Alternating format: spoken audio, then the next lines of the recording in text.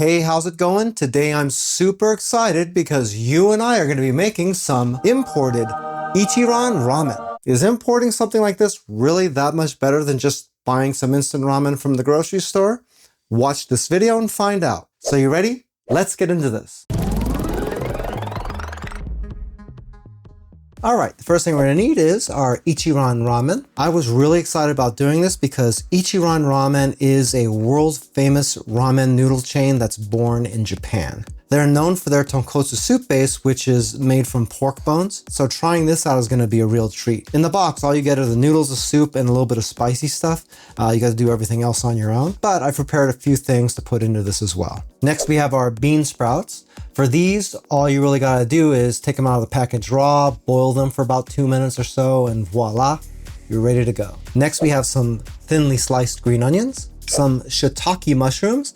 You can either get these fresh or you can get them dry. If you're doing dry ones like these, all you gotta do is reconstitute them for about 15 minutes in warm water and then bring some new water to a boil in a pan and throw these in there for about a minute and you're good. Next, we got some shredded nori and we got a little bit of our chasu. This is just a little bit of pork tenderloin that I marinated overnight in teriyaki sauce, and then I roasted it in a mini oven until the inside was about 160 degrees and I had a nice little crust form on the outside. Finally, the only other ingredient we need is a little bit of water.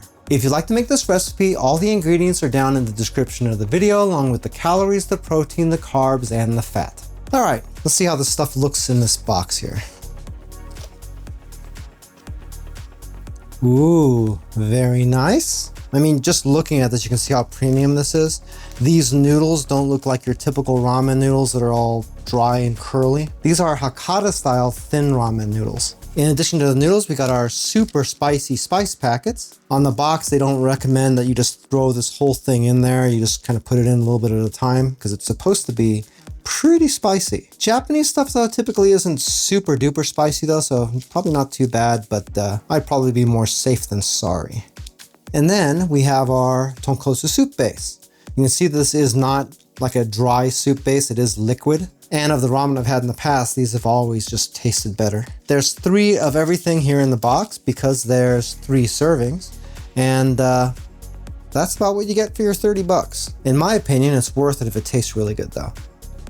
So now that we have all our ingredients ready, we'll take a saucepan, throw in all of our water, and we're gonna bring that to a boil. And once we have our water boiling, we can throw in our pasta. Remember, don't break the pasta or anything, you just want to stir it. And we're going to keep stirring this for about 2.5 minutes just to get this cooked.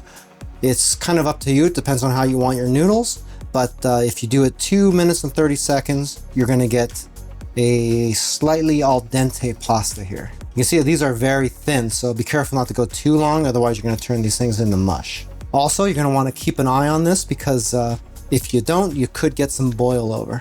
Hey, by the way, if this is your first time here and you want to learn some cool new recipes, get some great cooking tips and tricks and all sorts of other kitchen related things, then start now by subscribing to the channel and clicking the notification bell so you never miss a thing. Okay, once it's been about 2.5 minutes, we are going to turn off the power on this. And we're just going to mix in our soup base. A lot of people like to make the soup separately from the pasta. That way you don't have so much starch in here from the cooking the pasta. But that's sort of something that you want in here to get the most out of your soup. And this is already smelling really good, by the way. In fact, if you just look at that in there, you can see all the oil and everything. Definitely doesn't look like your typical soup base, that's for sure. Okay, now we'll just give this a quick mix to get all that combined, and we're going to be ready to start plating.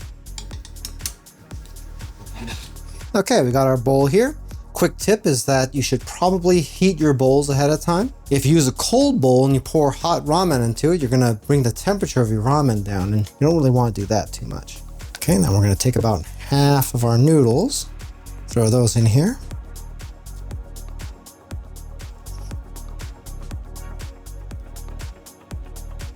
And then we'll pour in our soup, and then we'll be able to start getting this looking nice here.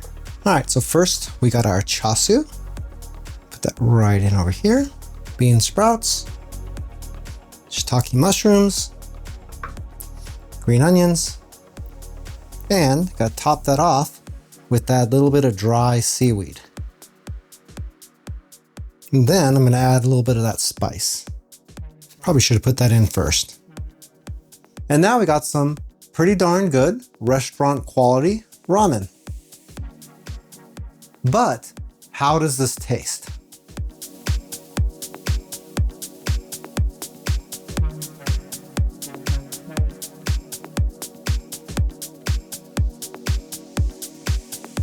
That spice really is spicy, but you know what? It's super, super good. So you know what? This is pretty much as good as any restaurant ramen that I've had in quite a while. So I'm gonna call that a win. Tell me down in the comments what you think. Wow, you know what? For me, this was so, so good. There's just a night and day difference between the noodles that come in something like this versus any of that dry stuff that you get from the grocery store. In fact, you can liken that to buying high quality Italian pastas out of the grocery store in the dry section. It's the same type of deal. They just cook a lot faster and just the quality of the flavor in the noodles is just so much better. And when it comes to that tonkotsu soup base, there's absolutely no comparison whatsoever. All that being said, is it really worth the price though? With the cost of importing the Ichiran noodles, plus all the extra cost of all the toppings that I put in, you're looking at a bowl of ramen that's gonna be around 20 bucks. What? If you have a really nice, authentic ramen place around where you live, it's probably a better idea just to go down there to get it. But if you're like me and you live in a small town and there's just nothing around, this could be a really good option. If you'd like a little bit more information about the Ichiran Ramen that I made, I do have an Amazon affiliate link for it down in the description of the video. If you buy anything through those links, I do make a small commission, but it doesn't change the price that you pay, 1 cent. If you liked this video, and I hope you did, then you might like this playlist right here where I have all of the Asian food that I've made on this channel. If ramen's not your thing, you might find something in there that piques your fancy. Well, that's it for now. I hope to see you back again here really soon. Until that time, I'm Joe, and I hope you have a phenomenal day. Take it easy.